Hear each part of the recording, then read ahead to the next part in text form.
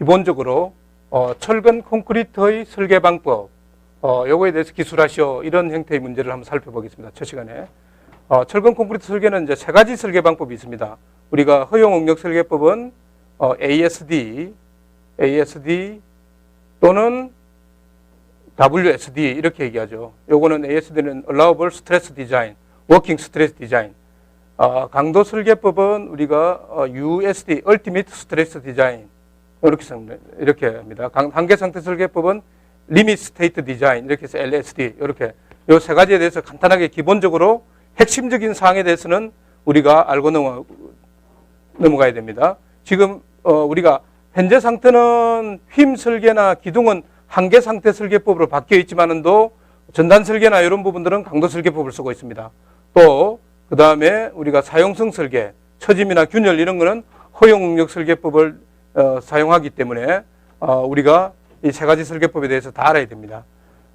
그래서 이제 허용 응력 설계법은 철근 콘크리트를 탄성체로 가정한다 이거죠. 먼저 철근 콘크리트를 탄성체로 가정하고 이러한 탄성 이론, 내는 응력이 재료의 허용 응력을 넘지 않도록. 이 방법은 이제 우리가 요렇게 있으면은 우리가 응력하고 변행률이 있을 때 이렇게 요렇게 철근 콘크리트 재료가 있으면은 이게 이제 이렇게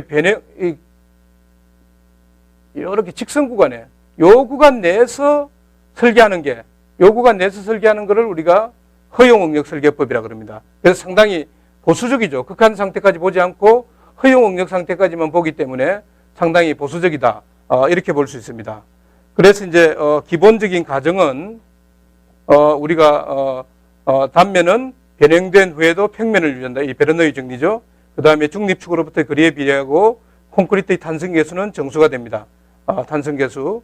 그 다음에 콘크리트 힘 인장 응력은 무시한다. 인장 응력은 무시합니다. 설계 개념은 우리가 실제 응력이 FC이면은 이걸 허용 응력 안에 들게끔 하고, 그 다음에 철근도 FS가 콘크리트의 허용 응력 안에 들고 하고, 그 다음에 안전율은 허용 응력분의 극한 응력인데, 이 허용 응력 설계법에 우리가 아까 처짐하고 균열에서 가장 중요한 부분이 이러한 부분이라고 해보면은 우리가 철근량이 여기에 이제 있습니다. 철근량이 AS가 있다. 그러면은 요까지가 우리가 보의 깊이 D가 됩니다. 그러면은 가장 중요한 부분은 이 우리가 균열 상태, 요거를 이제 어떻게 나타낼 수 있냐면은 요렇게 콘크리트는 압축을 다 받고요. 콘크리트 인장은 무시하는 겁니다. 인장은 무시하고 우리가 요 부분은 철근만 남겨두는 거죠. 철근만 남겨둬 가지고 요 부분을 우리가 M배의 AS 요렇게 치환을 하는 겁니다. 그러면은 요게 아까 폭 B가 되고 요게 X가 되고 그러면은 요게 이제 D-X가 되는데, 제일 먼저 중요한 게 이 X를 찾는 게 가장 중요합니다. X를 찾는 게, X를 우리가 찾아야 됩니다. 중립축 X는. 중립축 X를 찾는 거는 우리가 보의 그 1차 모멘트 오브 이너셜을 가지고 찾습니다. B의 단면적 X에, BX에 요까지 중립축까지 거리가 2분의 X에 마이너스 요 아래쪽에 있죠. 이거는 M배의 AS에 D-X는 0이다. 이렇게 썼죠. 그러면은 요게 이제 2차 방정식이 2분의 B의 X의 제곱 플러스 M배의 AS의 X의 마이너스 N의 AS의 D는 0 이렇게 나옵니다. 물론 여기서 N이란 거는 우리가 탄성계수비죠. 이 C분의 이 S. 요거는 이제 철근하고 콘크리트의 탄성계수비가 한 7 내지 10회 정도 차이 나기 때문에 N이라는 탄성계수를 도입했습니다. 요거에 대해서 X를 풀면은 이거는 철근비를 사용한 마이너스 N으로 이렇게 나옵니다. 여러분들이 아마 기사 시험에서도 이거를 했다시피 요렇게 해서 우리가 X를 찾을 수가 있습니다. 두 번째는 우리가 I의 CR, 이거는 이제 그 균열 환산 단면에서 2차 모멘트 오브 이너시입니다. 균열 환산 단면 2차 모멘트가 되겠습니다. 균열 환산 단면 2차 모멘트가 되는데, ICR은 중립축을 기준으로 해서 여기서는 3분의 B의 X의 3성 플러스 n의 AS의 D-X의 제곱, 요렇게 됩니다. 요 축을 중심으로 하는 거죠. 그래서 이제 요 두 가지 사항이 우리가 허용응력 설계법에서의 가장 기본적인 사항이기 때문에 우리가 처짐이라든지 균열 이런 걸 구할 때는 요 중립축의 거리, 그 다음에 ICR, 균열 환산 단면 2차 모멘트를 구하는 요 과정이 응용되어서 나오기 때문에 여러분들이 반드시 이 과정을 강도 설계법에 대해서 한번 우리가 알아보도록 하겠습니다. 강도 설계법이 지금 많이 쓰이고 있죠. 요 강도 설계법은 Ultimate Strength Design, USD 이렇게 약자로 표현합니다. 그래서 이거는 철근과 콘크리트의 비탄성 고동인 극한강도라고 말하면은 우리가 예를 들어서 P에 대한 걸 PU 이렇게 표현하면은 1.2의 PD 플러스 1.6의 PL 이것처럼 이렇게 하중계수를 곱한 값이 됩니다. 이 강도를 기초로 한 설계 방법으로 설계 하중이 단면 저항력 이내에 있도록 한다. 여기 보면은 결국은 요 개념이 소요 강도가 그 다음에 설계 강도보다도 작게끔 하는 요런 방법이죠. 요게. 그래서 여기에 대한 거를 보면은 소요 강도, 요거는 required strength. 우리가 required strength가 시그마의 R, 감마 I, Li 이렇게 되면은 결국은 이걸 이렇게 쉽게 표현하면은 파이의 MN이 이게 모멘트에 대한 강도입니다. 이게 MU보다도 크게끔 하고 우리가 전단력은 파이의 VN이 VU보다도 크게끔 하고 그 다음에 우리가 축력에 대한 거는 파이의 PN이 PU보다도 이렇게 크게끔 하고 토션 파이 TN이 TU보다도 설계끔 하는 요게 이렇게 크게끔 하는 이 설계가 바로 강도 설계법이 되겠습니다. 그래서 우리가 보에서는 이 두 가지를 체크를 하죠. 파이 MN이 MU보다 크다. 파이의 VN이 VU보다 보에서는. 그 다음에 우리가 기둥에서는 요 파이 MN하고 결국 요 파이 PN하고 결국은 PM 상간도라고 여러분들이 알 수 있을 겁니다. PM 상간도로서 우리가 체크를 하는 게 바로 기둥에 대한 개념입니다. 물론 이제 이 토션, 이 비틀림에 대한 거는 별도의 설계를 해서 비틀림이 작용하는 구조물에서는 비틀림에 대한 설계를 하는 개념이 되겠습니다. 그래서 이제 이 강도 설계법에서 가장 중요한 거는 여기다가 USD가 상당히 이제 지금 현재도 쓰이고 있고 중요한 문제인데 가장 중요한 문제는 이 보에서 여기가 역시 압축을 받는 거이고 그 다음에 폭 B가 있다. 이렇게 되면은 강도 설계법에서는 우리가 가장 중요한 점이 여기 철근이 있다.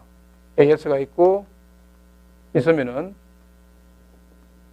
응력이 비례합니다. 응력이 여기가 입실론 C가 되고요. 입실론 C 여기가 입실론 S가 되는데 입실론 C는 0.003이 됩니다.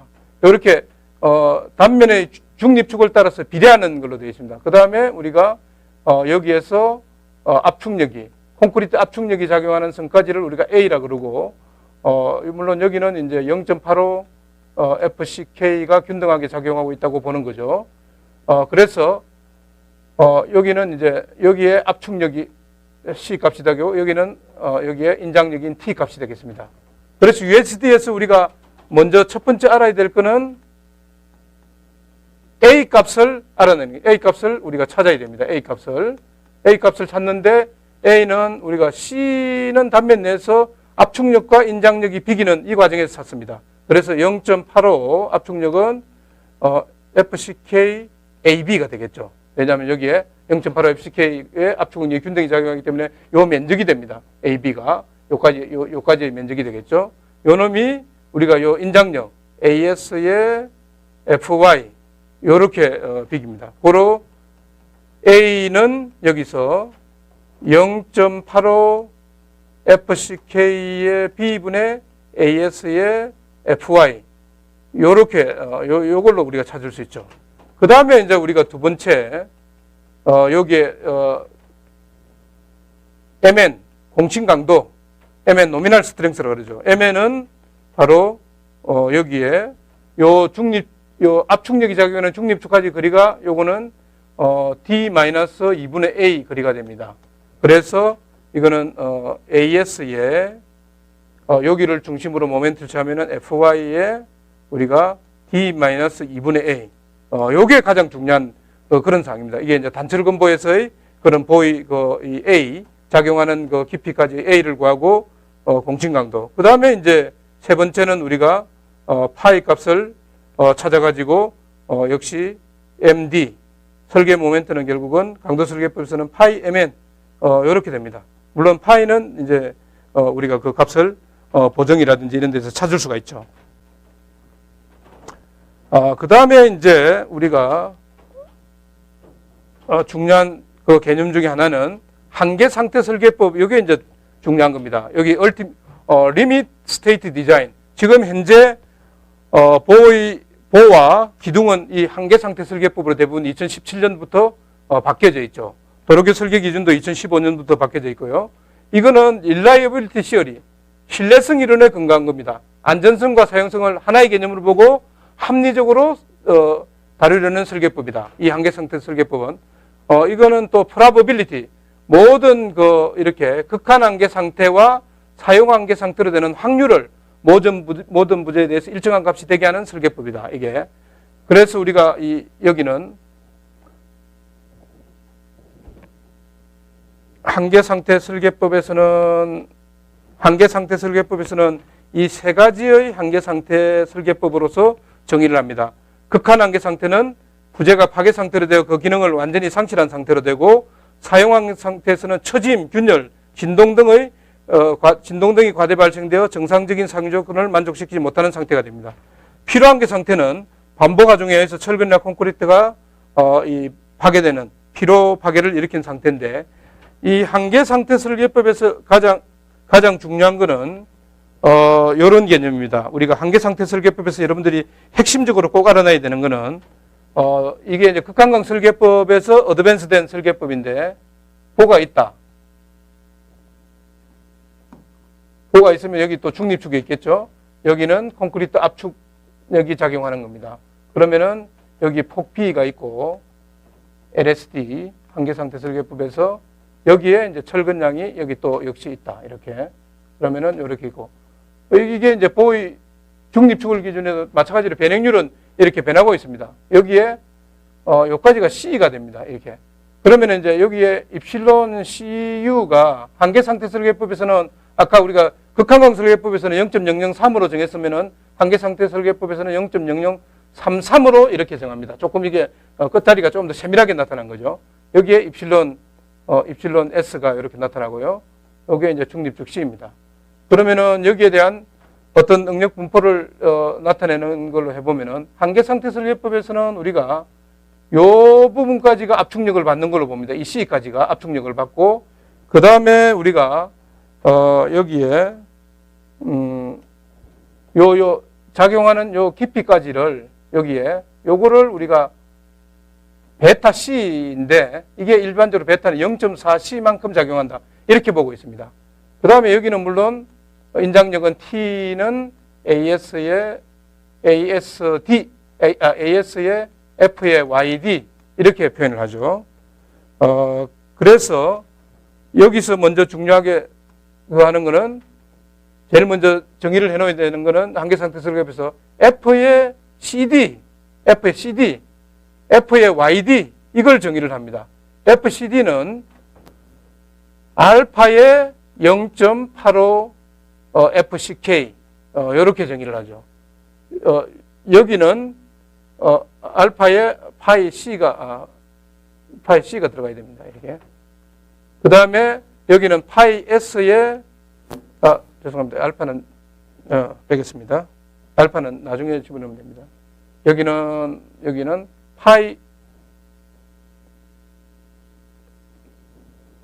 파이의 C의 0.85 FCK 이렇게 정의를 하고요. 여기는 우리가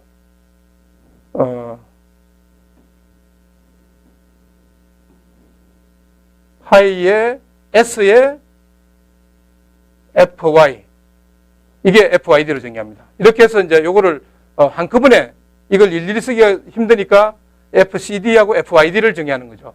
그러면은 제일 먼저 이제 중립축의 그거를 찾아야 됩니다. C를 찾아야 됩니다. 여기서도 C를 찾는다. C를 우리가 찾아가지고 여기에 모멘트를 또 할 수가 있죠. 이 C를 찾는 것은 역시 마찬가지로 라지 C는 T 이런 그 평형 상태, 압축력과 인장력이 비기는 이 평형 상태를 봐가지고 하는 거니까 압축력은 우리가 여기서 알파의